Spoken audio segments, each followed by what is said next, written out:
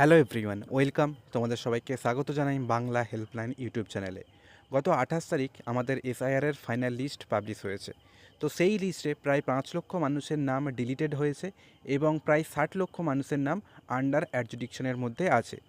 যে সমস্ত ভোটারের নাম আন্ডার অ্যাডজুডিকশনের মধ্যে রয়েছে তাদের আপাতত অপেক্ষা করতে হবে। অপেক্ষা ছাড়া তাদের আপাতত কিছু করণীয় নেই।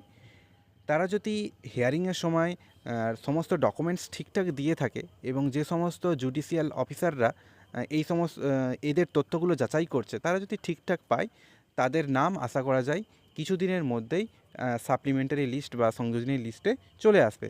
তো এদের এতটা চিন্তার বিষয় নয়। এখন চিন্তার বিষয় হচ্ছে যাদের নাম ডিলিট হয়ে গেছে, অর্থাৎ এই 5 লক্ষ ভোটারের যাদের নাম ডিলিট হয়ে গেছে তাদের একটু চিন্তার বিষয় রয়েছে।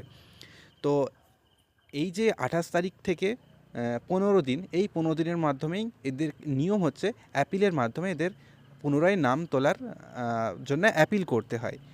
তো আমি তোমাদেরকে বলেছিলাম যে এর আগের ভিডিওতে আমি তোমাদেরকে যে প্রসিডিওরটা রয়েছে কিভাবে তোমাদেরকে অ্যাপিল করতে হয় ডিও অফিসে, ডিস্ট্রিক্ট ইলেকটোরাল অফিসারকে অ্যাড্রেস করে কিভাবে অ্যাপ্লিকেশন করতে হবে, কী কী ডকুমেন্টস নিয়ে গিয়ে কোথায় জমা দিতে হবে, সমস্তটা ভিডিওর মাধ্যমে জানাবো বলেছিলাম।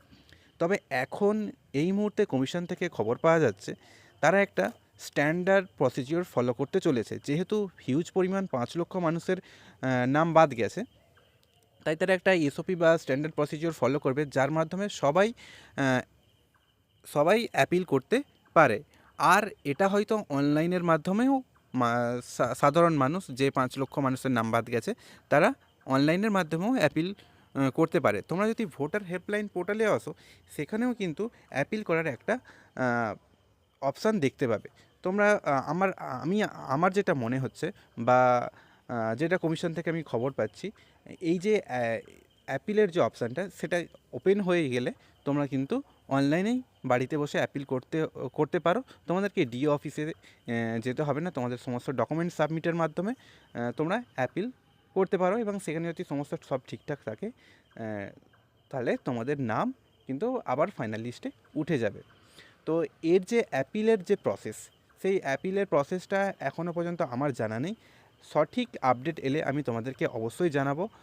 ততক্ষণ তোমরা একটু ওয়েট করে যাও, 2-1 দিন ওয়েট করে যাও, নিশ্চয়ই কোনো আপডেট আসবে।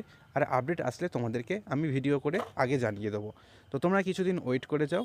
জানি একটু টেনশান হচ্ছে, যেহেতু নামটা ডিলিট হয়ে গেছে, একটু টেনশান হওয়াটা স্বাভাবিক। তবে তোমাদের যদি সমস্ত ডকুমেন্টস থাকে, তোমাদের নাম কিন্তু আবার এই ফাইনাল লিস্টে নতুন করে উঠে যাবে। সেক্ষেত্রে চিন্তার বিষয় নেই। যদি ডকুমেন্টস ঠিকঠাক থাকে তো তোমরা অনলাইনে যদি অ্যাপিল করার অপশানটা আসে তাহলে তো খুবই ভালো।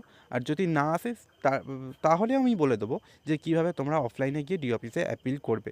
তবে যতটা মনে হচ্ছে বা আমি যতটা খবর পাচ্ছি, হয়তো অনলাইনে তোমরা অ্যাপিল করতে পারবে।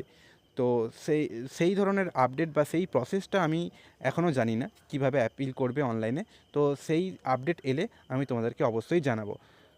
তো আজকের ভিডিওটা এইটুকুই ছিল। ভিডিওটি যদি ইনফরমেটিভ মনে হয় লাইক করে দিও এবং চ্যানেলে নতুন হলে চ্যানেলটিকে সাবস্ক্রাইব করতে ভুলো না এই ধরনের গুরুত্বপূর্ণ ইনফরমেটিভ ভিডিও পেতে।